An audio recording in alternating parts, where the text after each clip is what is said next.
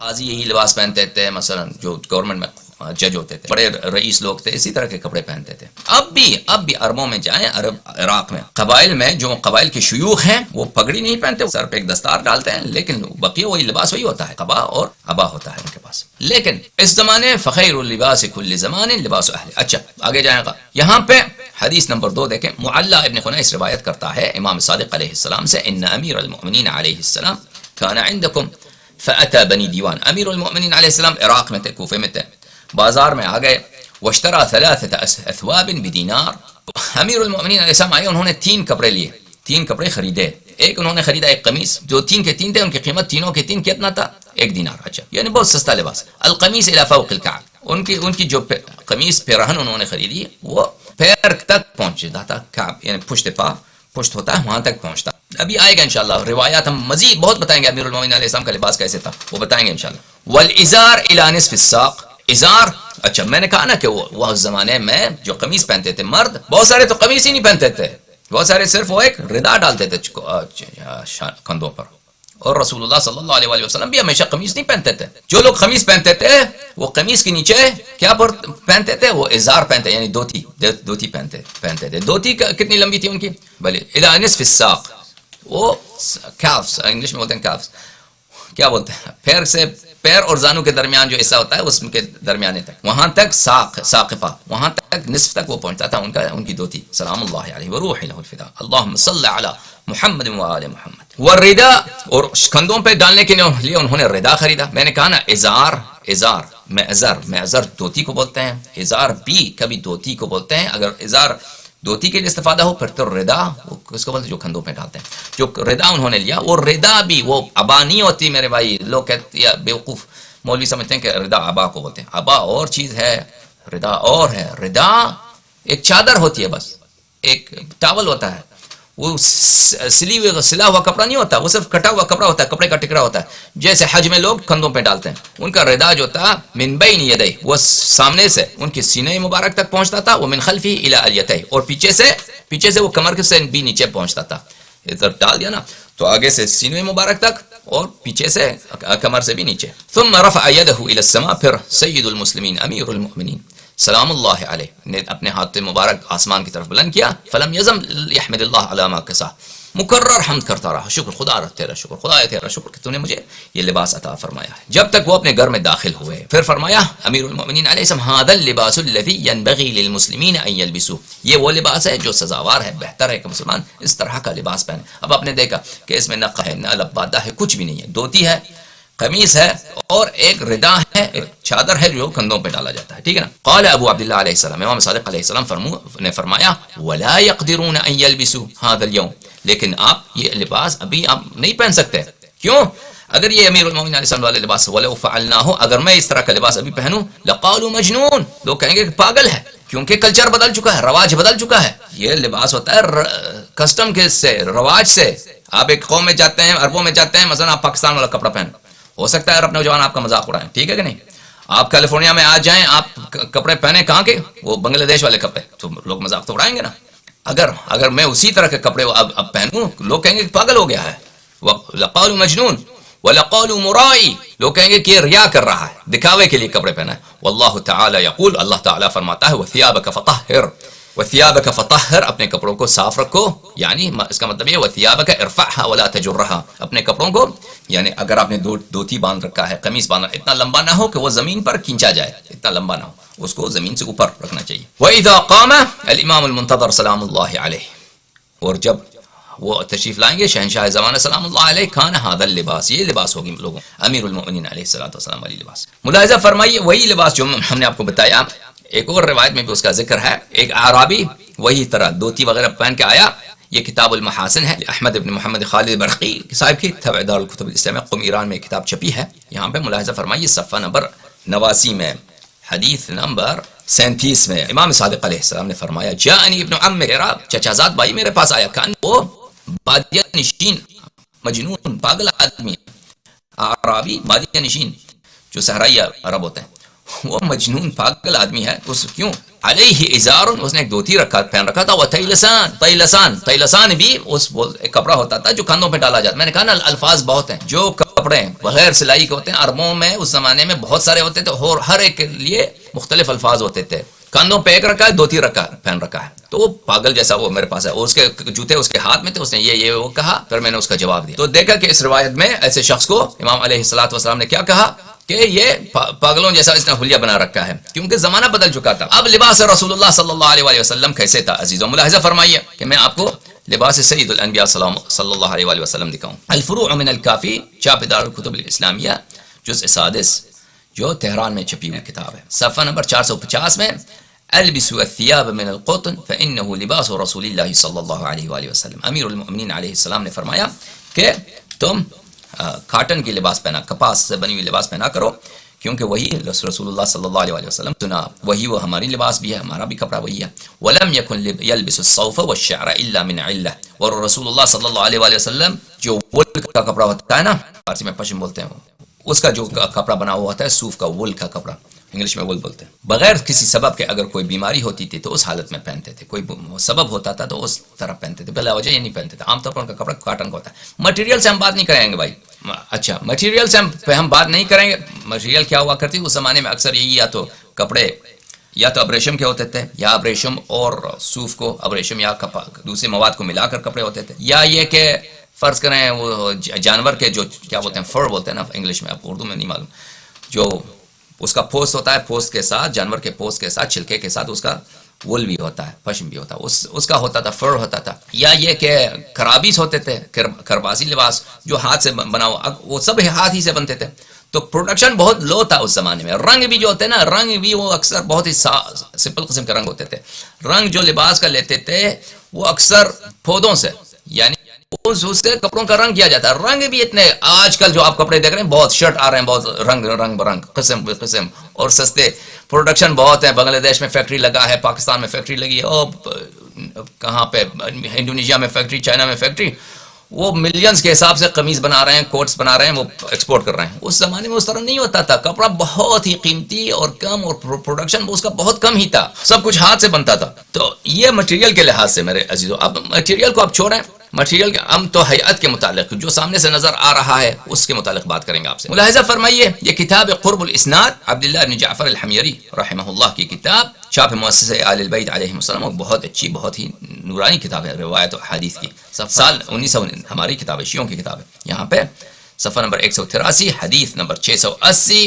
وسألته، میں نے اپنے بھائی، یہ علی بن جعفر ہی کے سوالات ہیں، انہوں نے اپنے بھائی سے پوچھا، امام کاظم علیہ الصلوۃ والسلام، عن الرجل بغیر یؤم بغیر رداء. ایک شخص ہے، اس نے دھوتی پہن رکھا ہے اور وہ امامت کرنا چاہتا ہے. وہ ایک ہی ہے اس کے پاس، ردا نہیں ہے اس کے پاس. ردا کس کو بولتے ہیں؟ جو کندھوں پہ کپڑا ڈالا جاتا ہے. وہ امامت کر سکتا ہے نماز کی؟ تو امام علیہ السلام نے جواب دیا، قد اما رسول اللہ صلی اللہ علیہ وآلہ وسلم، رسول اللہ صلی اللہ علیہ وسلم نے امامت فرمائی، فی ثوب واحد متوشح بہ. انہوں نے ایک ہی دھوتی کے ساتھ، ایک ہی دھوتی تھی کمر میں، لیکن وہ لمبا دھوتی تھا رسول اللہ صلی اللہ علیہ وسلم کو. اس کا اگلا حصہ انہوں نے گردن پہ ڈال دیا، یعنی جیسے عورتیں ساڑی پہنتی ہیں نا ہندوستان میں، اس طرح کا لمبا نیچے حصہ کمر پہ لپیٹ دیا.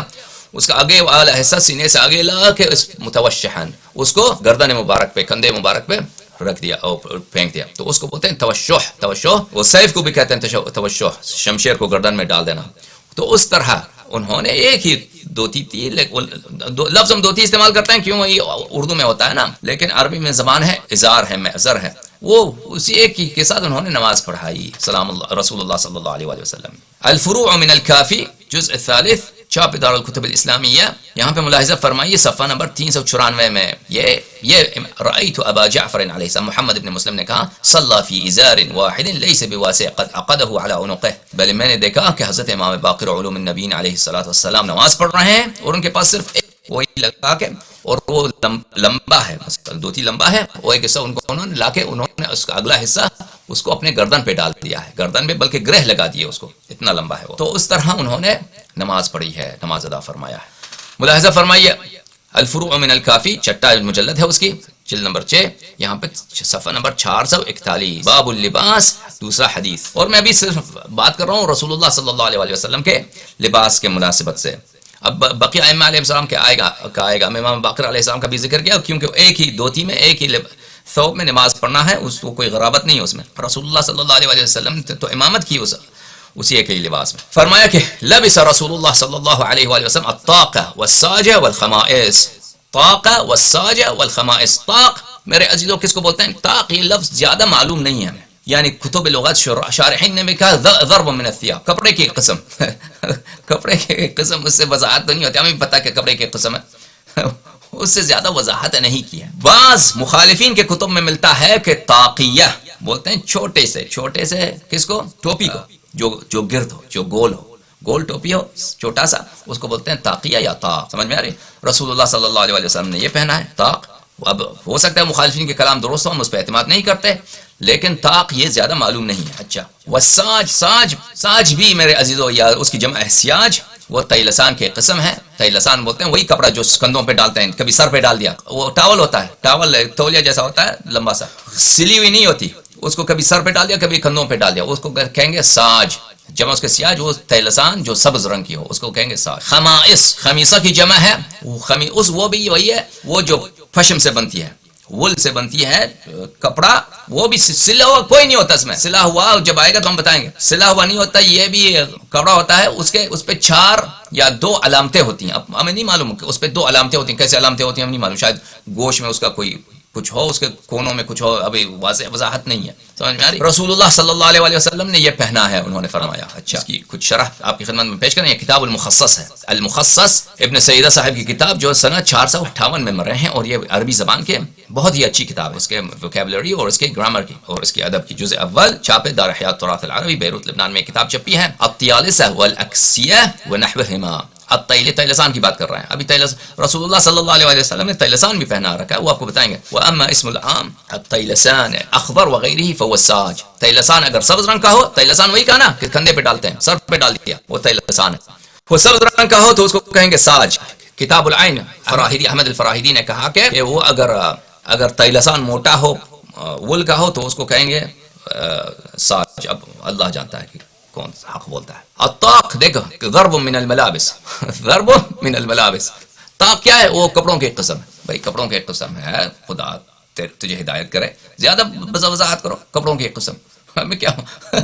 طاق کپڑے کی قسم ہے. خمیسہ کیا ہے؟ خمیسہ کساء اسود مربع. یہ کساء کس کو بولتے ہیں؟ کساء بولتے ہیں وہ ایک کمبل کو، ایک کپڑے کا ٹکڑا جو سلا ہوا نہیں ہوتا، اس کا ایک ٹکڑا ہے مربع، اس کے 4 گوشے ہوتے ہیں. لہو علمان، اس کے 2 نشانیاں ہوتی ہیں، اس پہ دو علامتیں ہوتی ہیں. اب اس زمانے میں کوئی ہوا ہوگا، ہم تصور نہیں کر سکتے کہ اس کیسا ہے. رسول اللہ صلی اللہ علیہ وسلم نے اس کو پہنا ہے. اچھا، ملاحظہ فرمائیے مزید میرے عزیزوں، یہ کتاب الازیاء عند العرب عبر العصور المتعاقبہ بہت اچھی کتاب ہے. الدکتور عبدالعزیز حمید صالح کی کتاب ہے، بہت انہوں نے محنت کی اس کتاب پر. یہاں پہ ملاحظہ فرمائیے صفحہ نمبر 183 میں، طاق نوع من کہتے ہیں طاق نوع صغیر نصف کرویہ وهو الطاق. ٹوپی کی ایک قسم ہے نصف کرویہ، یہ گول ہوتی ہے، گلوب، ہاف گلوب کی طرح شکل ہوتی ہے، اور چھوٹی سی ٹوپی ہوتی ہے. یہ اس کا کہنا ہے. اور آگے جا کے تیلسان کا بھی ذکر کرتے ہیں. لم يذكر ذکر التیلسان في الحديث الشريف مما يرجح أن سكان العرب داخل شبه الجزيرة لم يستعينوا به كقطعة لباس رئيسية قبل أواسط العصر الأموي أو الأواصر العصر العباسي. کہتے ہیں کہ تیلسان کا ذکر حدیث میں نہیں، ان کی حدیث میں نہیں، ہمارے حدیث میں ہے. تیلسان رسول اللہ صلی اللہ علیہ وسلم کے پاس، ان کے روایت میں نہیں، تو اس لیے کہ وہ کہتے ہیں کہ اس سے پتہ چلتا ہے کہ یہ بنی عباس اور بنی امیہ کے دور میں تیلسان شروع ہوا ہے. تیلسان بھی ایک کپڑے کا ایک ٹکڑا ہوتا ہے. والخمیسہ، جو حدیث میں تھا نا کہ رسول اللہ صلی اللہ علیہ وسلم نے خمیسہ پہنا ہے. كما جاء في المعاجم القديمة ثوب مربع، کپڑے کا ایک ٹکڑا جو 4 گوشے ہوتے ہیں اس کے. لہو علمان، اس کے 2 علامت ہوتے ہیں. فإن لم يكن معلما فليس بخميسة، اگر اس کے 2 علامتیں نہ ہوں، وہ 2 علامت، 2 سائنز، وہ 2 مارک ہوتے ہیں اس میں. کون سے تھے کیسے تھے وہ ہمیں نہیں معلوم. 2 جھنڈے شاید منظور، علم جھنڈے کو بھی بولتے ہیں. اس میں 2 جھنڈے ہوتے ہیں، مثلا کندھوں پہ رکھتے ہیں، 2 چھوٹے سے جھنڈے ہوئے ہوں گے. اگر وہ اس میں 2 علامتیں نہ ہوں تو وہ اس کو خمیسہ نہیں کہیں گے. وذكر الجوهري ان الخميسة ثوب مربع اسود اللون غير ان له حاشيتين بلون آخر غير اسود. جوہری نے فرمایا ہے، تاج العروس والے نے، تاج العروس جو عرب کی کتاب ہے، کہ خمیسہ 4 گوشوں والی ایک سیاہ رنگ کا کپڑا ہوتا ہے کہ اس کے 2 حاشیے ہوتے ہیں، 2 سائڈ ہوتے ہیں، کہ وہ اس کی رنگ مختلف ہوتی ہے. کندھوں پہ ڈالنے کے لیے چادر جو ہوتی ہے نا، اس میں 2 سائڈ اس کا 2 مختلف رنگ کے ہوتے ہیں، تو اس کو کہیں گے خمیسہ. اچھا، یہ آپ سمجھ آئے. اور دوسروں نے کہا خمیسہ منسوج من شعر الماعز او من الصوف، کہ کہا کہ خمیسہ کس سے بنتی ہے؟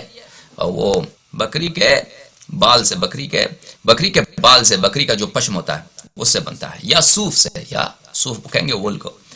اب اردو آپ لکھ دیں ادھر، پھر کامنٹس میں لکھ دیں کہ وول کو اردو میں کیا کہتے ہیں، وول انگلش میں کہیں گے وول. یہ الفروع من الکافی جزء سادس، وہی مجلد کافی کی صفحہ نمبر 448. امام صادق علیہ السلام نے فرمایا ان رسول اللہ صلی اللہ علیہ وآلہ وسلم كانت له ملحفة مؤرسہ ورس، وہ ایک کوئی نبات تھا، کوئی اس زمانے میں پھول وغیرہ جس سے رنگ لیا جاتا تھا، اس رنگ سے کپڑوں کی رنگ آمیزی ہوتی تھی. رسول اللہ صلی اللہ علیہ وآلہ وسلم کے پاس ایک ملحفہ تھا، ایک چادر تھا جس سے وہ اپنے آپ کو لپیٹتے تھے صلی اللہ علیہ وآلہ وسلم. اس کا رنگ اسی پھول کے رنگ سے، اب ان زمانے میں لوگوں کو پتا تھا مورثہ اس کا رنگ کیسا ہوتا ہے، سبز ہوتا ہے، لال ہوتا ہے، پیلا ہوتا ہے، تو اسی رنگ سے اس کو رنگ کیا گیا تھا تو وہ لپیٹتے تھے اپنے آپ کو. یلبسها فی اہلی، اس کو اپنے گھر میں پہنتے تھے، حتی یرضع علی جسدہ، اس کو اپنے جسد مبارک پر لپیٹتے تھے. قال ابو جعفر علیہ السلام، امام باقر علیہ السلام نے فرمایا كنا نلبس المعصفر فی البیت، ہم زرد کپڑا گھر میں پہنتے ہیں، ہم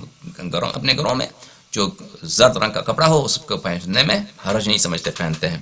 باب القلانس، چلیں اس سے آگے میں نے دوسری لوگوں کے لیے بھی تقریر کرنی ہے، تو انشاءاللہ کل سے ہم شروع کریں گے کہ رسول اللہ صلی اللہ علیہ وسلم ٹوپی پہنتے تھے، ہمیشہ امامہ نہیں پہنتے تھے، اور ان امامہ بھی پہنتے تھے، تو امامہ کے ان کی کیا خصوصیات ہیں ان کے متعلق مزید بات کریں گے. بہرحال جو حلیہ بھی علماء کا نا، یہ